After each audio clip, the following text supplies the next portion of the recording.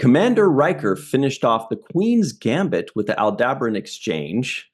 The Sacred Chalice of Reeks is an old clay pot with mold growing inside of it, and 91% of Starfleet graduates are not posted to Galaxy-class starships on their first assignment. Hello, everybody, and welcome to The Seventh Rule with Cirroc Lofton. Hello, hello. My name is Ryan T. Husk, and today we're doing a review of Star Trek The Next Generation, Season 3, Episode 24 already, Menage let me pronounce this correctly, Troi. Written by Fred Bronson and Susan Sackett, they're well known. Directed by Robert Legato. This was May 26th, 1990. How you doing today, Cirroc? Doing well. May 26th. Yeah, this is almost an anniversary. This is almost a 24-year anniversary for this episode. It's crazy. We're right on pace with this show.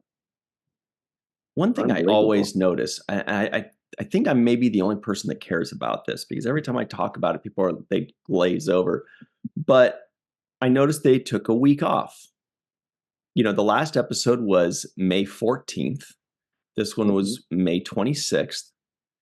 And I just thought that was peculiar because they took a week off with 3 episodes left in the season. And I think, okay, so 2 weeks before that for post and whatever, that means they took a week off in maybe early May. Like, what was the week off for? Was it for Mother's Day? I don't know. What do you think? Is that something that would happen sometimes on DS9? Just kind of like some random took this week off, or maybe it was a TV scheduling thing. I can't say. But if it's around this time of year, it's Memorial Day weekend around now. I don't know if that played anything into it. Yeah, I can't say. I have no idea because, I only remember getting our hiatuses after we were done with the episodes. Yeah, and when you get a week or two off, it's usually around like it was Christmas. Spring, it was spring or Christmas, things like that. But early May, can't tell. All right. Anyway, it's just always interesting to me, especially when there's 3 episodes left. It's like, just knock them out. You almost got. It's probably some kind of TV scheduling thing. Everybody in the comments below, tell us your theories, or if you know what's going on here. Looking at you, Larry Nemechek, you would know. Let us know. And everybody else, wake up. We're done talking about this boring stuff that I think is interesting. Anyway, so Cirroc, when I texted you, we text back and forth about the episodes the night before, and I said Menage a Troi. I added in the text, real title, because I thought you might be thinking, like, is this dude messing with me? What were your first thoughts when you saw that title? I thought this would be a more Riker-centric episode with one of his fantasies coming true. That's not what I thought got. And yes, you do play with the title name, so I can't tell half the time whether it's actually the name of the episode. Sometimes I go into the episode actually thinking that that's the title, and then I realize you just switched it up. And always for the benefit of the joke, which I'll leave to the imagination. But let me say this, though. I think that some characters are done a disservice by how they're portrayed and reacted to on screen. And because Lwaxana Troi has been essentially stamped with this idea of being irritating or annoying, and that was validated by Picard over so far now 3 seasons. It then makes me as the viewer automatically have that kind of reaction when I see her. And I think that's why you need to make characters a little bit more dynamic and keep them guessing sometimes, especially if they are going to be the annoying character, because you don't want the audience to automatically, make certain assumptions or maybe even dislike the episode altogether based on that. Yeah, I'll tell you, when I first was watching Star Trek: The Next Generation as a young tyke, kind of, I didn't much care for her character. I was just like, old lady, kind of annoying. I mean, it was more the episodes, the Waxana Troy episodes in general that I didn't like. It wasn't Yeah. so much her. It was just kind of like the episodes didn't really work for me. Because I watched when I got into Star Trek, in my youth, I got into Star Trek, which was, a ship of adventurers, in the Federation going out and, you know, doing diplomacy, seeking out new life and aliens and starships and figuring out puzzles. And then sometimes that feeling comes to a screeching halt when now it's a goofy, it's like an I Love Lucy episode, kind of. All of a sudden which is great, but that's not why I was watching Star Trek. So that's why it was a little rough around the edges for me back in the day. And same thing with Deep Space Nine. When I would see an episode that was kind of silly, I wasn't into it as much. Upon rewatching those now I feel like Take Me Out to the Holosuite may be my favorite episode of Deep Space Nine, or one of my favorite episodes of Star Trek ever, because it's so fucking fun. It's so good. It's so fun. So I'm waiting and hoping to get that feeling again in these Next Generation episodes. Hasn't happened yet, though. I didn't get that Take Me Out to the Holosuite feeling on this episode, sorry to say. Yeah, yeah, and I get it. Because like this episode had a lot of, let's say this. For one, the way it introduced itself was that there was this conference that was happening, and they had this Raitan Grox character that was going to be the host, and they needed to invite the Ferengi. Reluctantly so, they had the Ferengi involved. And to me, that already started me off with the diplomacy aspect, which I do like those episodes. I like episodes based about Totally cultural diplomacy. Maybe you learn certain things and you're trying to ingratiate yourself for this for the purpose of reaching some common ground in this diplomatic agenda or mission. So I like those kinds of episodes. This took a diversion from that. So it started with that premise, and I'm thinking, okay, well, we got Ferengi on the ship, and one of those Ferengi looks familiar to me, by the way. I was going to ask that. I was like, oh, maybe he hasn't noticed. Maybe he didn't. Did you just I heard the noticed. voice? Was it like an immediate voice thing? It was immediate, yeah, because I don't know, certain people like Ethan have a very strong character and voice that's Yeah. almost just it's undeniable. I feel like John Billingsley is also like that. Jeffrey Combs. Jeffrey Combs, yeah, exactly. So there's just, JG. It's hard for you not JG, there's no way he could hide himself. He could be put on a full bodysuit and be like, "That's JG Hertzler." Yeah, exactly. So there's just certain personalities that just shine through, no matter what the makeup is. It's the way they pronounce words and the way they talk, and which is interesting. Speaking of Ethan Phillips in this episode, the way he portrays a Ferengi, I love the way that each character portrays a Ferengi, because, as you can see, there is no, just like in any other species in the world, there's diversity, right? And Mm-hmm. we always expect like a homogenous kind of presentation of a Ferengi when we see one. And those are kind of the cultural biases that we have as a viewer, thinking, oh, Ferengi, that's not a Ferengi, it's supposed to be like this. But actually, there's variety in Ferengi, just like there's variety in the world. And I am interested to see the way different actors portray a Ferengi and the different traits that they bring to that character I thought Ethan brought the scrupulous, the scrupulous, like, kind of, um, we stick to the Ferengi rules type Ferengi Mm. aspect, which reminded me of Brunt.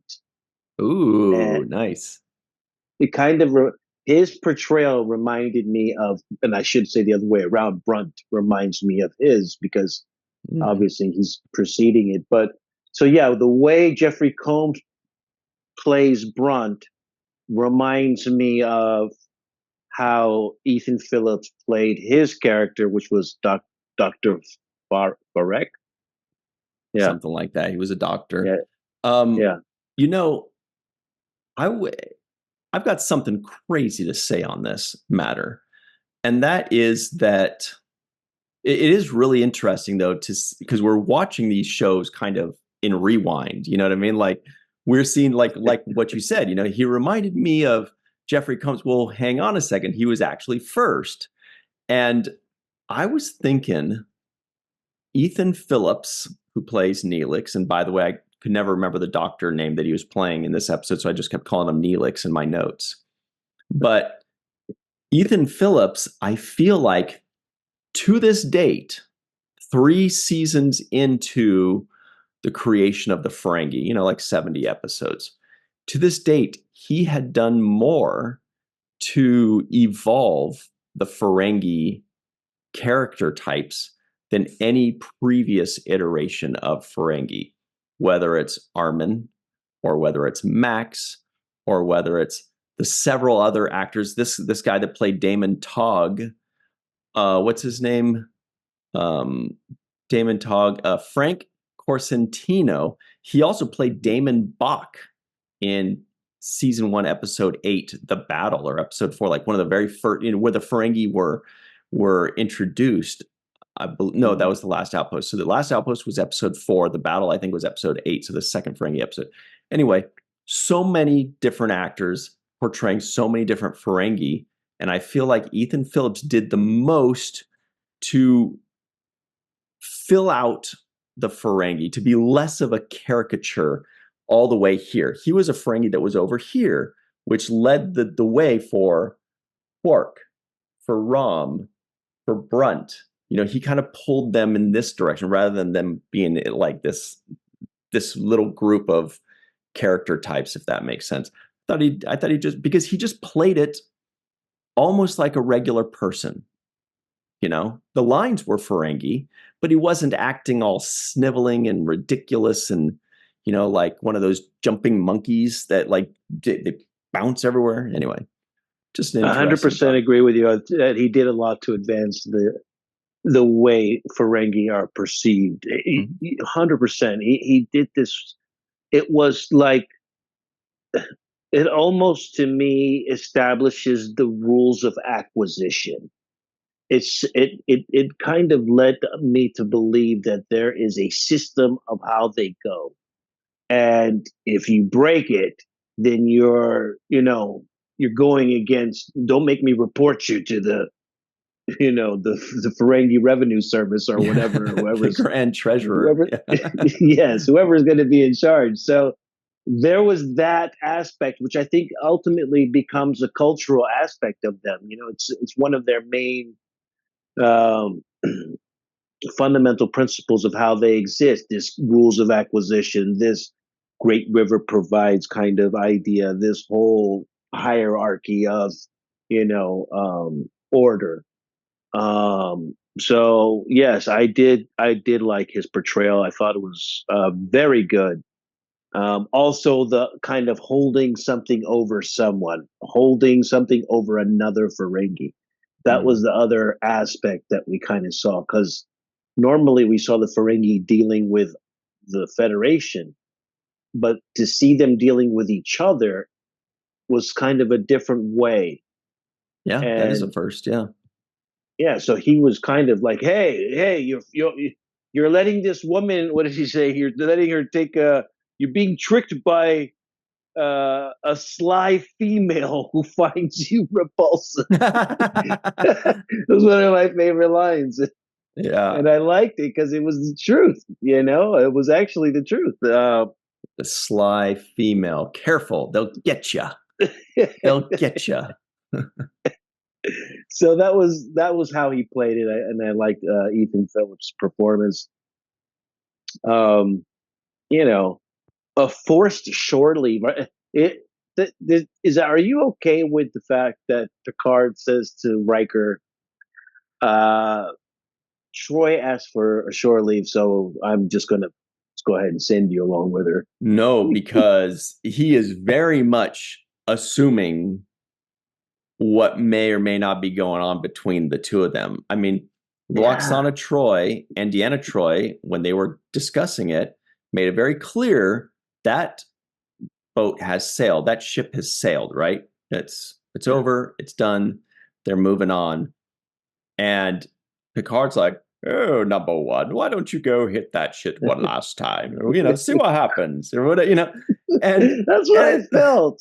And it's kind of like, and then Riker just kind of smirks as he always does. "Yeah, that's a good idea, Captain." And he wears that amazing whatever outfit. I was like, this is ridiculous, but also amazing. I actually really liked it. The way his pants were hiked up to his nipples. And and so anyway, I don't like that, because what if you've broken up with somebody? And you're just like that, and then they say, "Okay, now you got to go on some romantic sojourn." You're gonna be like, can you just let me decide when and with whom I'm going to vacation and hump? Thank you. And then what about Troi? She's like, "Oh, you're coming along? I was just doing my own thing. I didn't realize that you're coming." He's like, "Yeah, the captain made me." The captain? It's just weird. And now it worked out, but no, come on. No. It's being way too intrusive, in my opinion, in his personal affairs. You can't volunteer him for the sex mission. That's not first of all, like you said, Troi asked for herself. She didn't ask for the both of them, from what we understood, right? So she probably just wants to be by herself or whatever and just enjoy a vacation. It's like, that was kind of super intrusive, in my opinion. It wasn't even suggestive. It was literally almost like an order, go and do this. Like a pushy mom, kind of like Luoxana. Actually, he was being Luoxana Troi there. Yeah, yes, like pushing into somebody else's business. Yeah, yes. And so that was just one of the many things I was uncomfortable with in this episode. It was too much for me. I'm sorry. This episode was a little bit too much for me. I am uncomfortable with episodes where people are kind of forced into this kind of sexual slavery, or whatever you want to call it. It just makes me uncomfortable, because people being held and forced against their will bothers me, and I couldn't rationalize it in this episode. No, even if she likes it at some point, Luoxana, who kind of liked it, or kind of was playing along for whatever's sake. Even under those circumstances, I think that a person is forced to do that because of the decisions of survival, and it's not a fair place to put somebody in. It's not a consenting position, and you don't have consenting adults. So when you don't have consent, it bothers me to the ultimate degree, which I feel like they visited this subject already. Yeah. In Next Generation with Yar, with Tasha Yar. Remember, she was kind of like volunteering for that episode, and I just feel like they're dealing with this subject. And they do it again in Enterprise. There's like a Beauty and the Beast kind of episode with Linda Park playing Hoshi that's not very good. And I feel like we've seen it once or twice in Deep Space Nine as well. I mean, when that started happening, I was like, "Oh, God, this is an episode that is not going to age well." Where in like 1990, people were like, "Oh, it's pretty good," whereas people now are like, come on. Now, my first thought is put some women in the writer's room, see how that flies. But apparently a woman co-wrote this, so that's not the answer. The answer, I guess, is the times. But what I did to work around that, because I too was just like, I don't, it's just, it makes me feel uncomfortable. Like, I'm just like, it's creepy. And it's also, it's just like, it's weird. Yeah. I'm like, I don't need to see this crap. But the way I worked around it was midway through, I was just like, I realized, I said, well, what if this was real?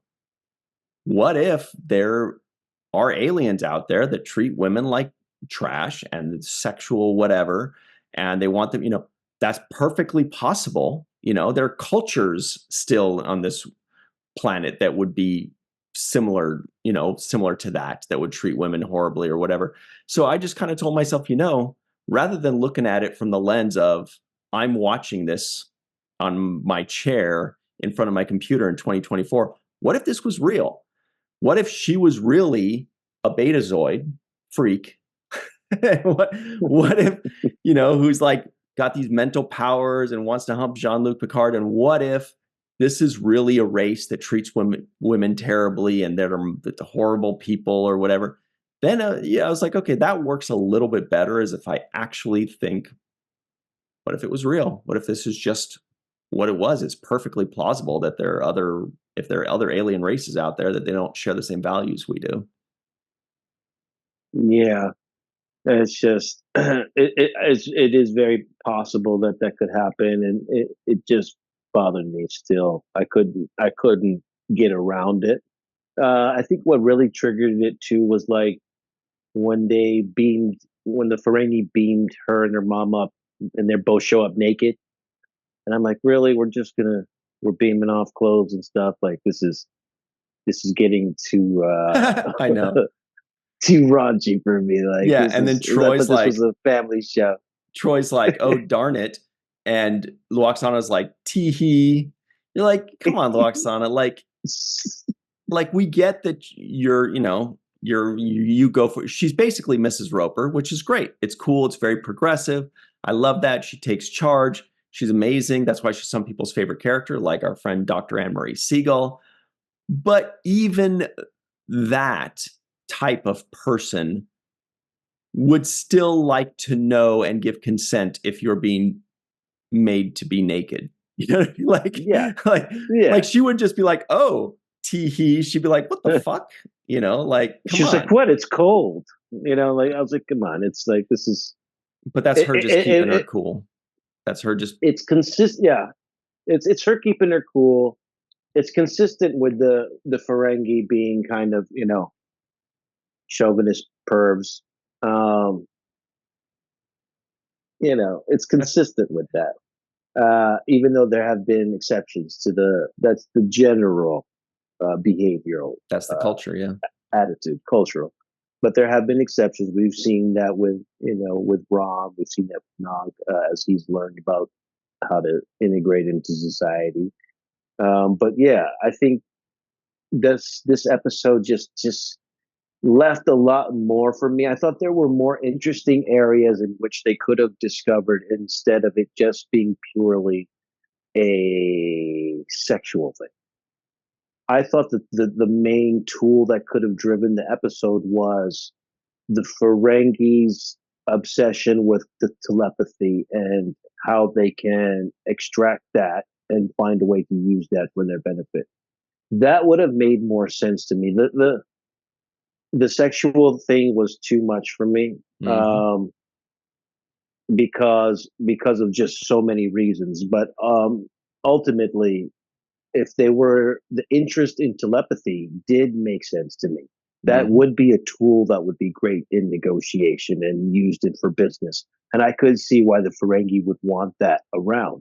So, but there were so many other ways to accomplish that, right? Like you can pay a Betazoid, for example, try to commission one to work for you, offering them maybe percentages as a partnership or something in some kind of deals that they make.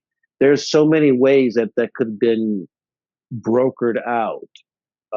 Or they could have kidnapped her for scientific research and conducted experiments or whatever they thought they needed to do to extract that information. But the part that got creeped me out was like, somebody's not into you. It's just like respect that they're not into you. If someone says no, respect that they say no. I just have that kind of general. That goes for you too, Luoxana. Yeah, Luwak's done it too. Yeah, she's got no, because it's yeah. but I agree. Like, you know how it would have made how it would maybe fly better nowadays is if Luoxana were captured strictly for that business deal, no, not for the business deal, but strictly for the business aspect of using her telepathy and saying, nope, we're going to use you. You know, it's horrible. We're bad guys. We're blah, blah, blah. And she introduced the sexual aspect That would have to worked for me. manipulate him, To you know, manipulate him. rather than that, you know, 100% would have and worked for me. then I feel like then it'd be a lot more palatable today. We'd be like, all right, that's cool. She initiated that kind of situation. She outsmarted him. She used what she could against what we know the Ferengi are. This kind of thing would work. Let's take a quick break and talk more about this episode that we love so much. We'll be right back on The Seventh Rule.